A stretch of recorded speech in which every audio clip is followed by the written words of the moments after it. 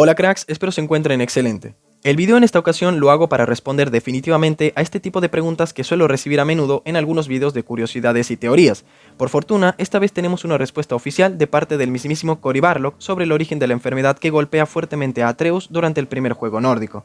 Aunque en el juego se nos da una vaga explicación de ello, igualmente no queda exactamente claro el por qué Kratos es responsable directo de que su hijo manifieste esta condición de una manera tan violenta y con consecuencias que hasta podrían costarle la vida al chico. Pero antes de ahondar en mi explicación, escuchemos lo que dijo Cory. So the sickness is a manifestation of kind of God puberty happening, right? It is his body trying to almost metamorphose into the next stage, right? But he's resisting it. Right? Because his dad, his dad's not told him anything, and he's kind of feeling like, is this wrong? Is something wrong with me? He feels like he's broken in some way because this is not something that is just new. He is hearing some of these voices, and he doesn't really understand it, and his dad's not too good at talking about any of that stuff, right? And you know, the manifestation for Atreus, because he's not aware of it, because he's not open to it, just manifests in sickness, right? It manifests in his body just kind of fighting itself, eating itself. It's like a disease inside. Como habrán notado seguramente, el tema de Atreus es primeramente psicológico, luego eso afecta al resto. Todo se basa en que Atreus no está viviendo la vida que se supone debería vivir.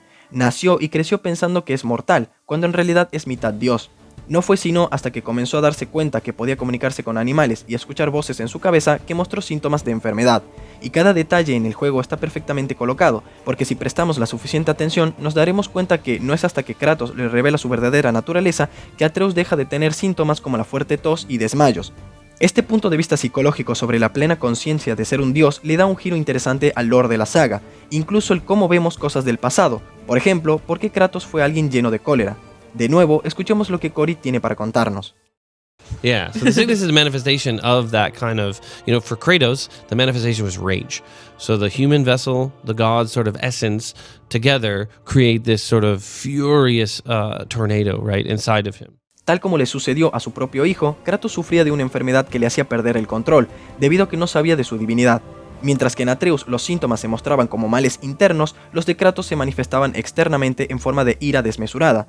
Pero ambos casos, aunque con la misma base, se desarrollaron de formas diferentes. En el caso del fantasma de Esparta, se enteró de su divinidad cuando ya era un adulto, al exigirle a su madre que le revelara quién era su padre. Para este punto en su vida, la enfermedad se había vuelto parte de él, lo cual hizo que Kratos reaccionara ante esta noticia con aún más rabia. Además, no debemos olvidar los entornos en los que Kratos fue criado. A diferencia de Atreus, un muchacho sobreprotegido por su madre y quien recibía cuidados constantes durante la mayor parte de su niñez, Kratos creció rodeado de violencia y crueldad. Para empezar, fue el hijo bastardo de una mujer repudiada. Ambos tuvieron que abandonar la aldea donde vivían debido a los constantes acosos. Kratos creció soportando la indiferencia, el rechazo y el dolor. En los años venideros, la disciplina espartana era todo lo que Kratos conoció, entrenando día y noche desde muy pequeño para convertirse en una máquina de matar sin remordimiento, lo cual alimentó su furia descarnada con el paso de los años.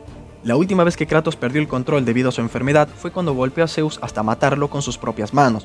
Tuvieron que pasar cientos de años para que Kratos decidiera tomar el control de sus impulsos y dominar su instinto. Es por eso que se adentró en lo profundo de los bosques de Midgard para aprender a domar su ira.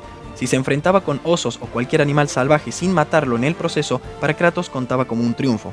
Además, la presencia de Frey en su vida fue de mucha ayuda para calmar el alma y corazón de Kratos, mostrándole nuevos caminos de redención y consuelo después de cargar durante tanto tiempo con la culpa por sus pecados y sufrir las pesadillas de sus actos pasados.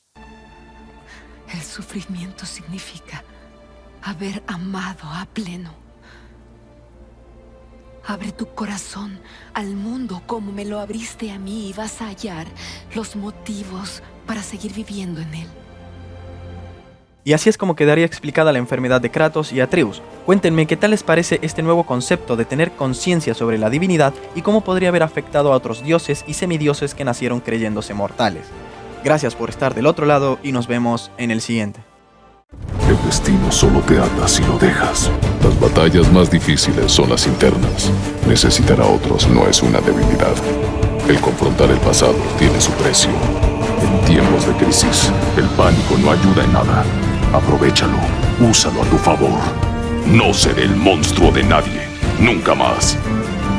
Nuestras acciones tienen consecuencias. No es un castigo que las recordemos.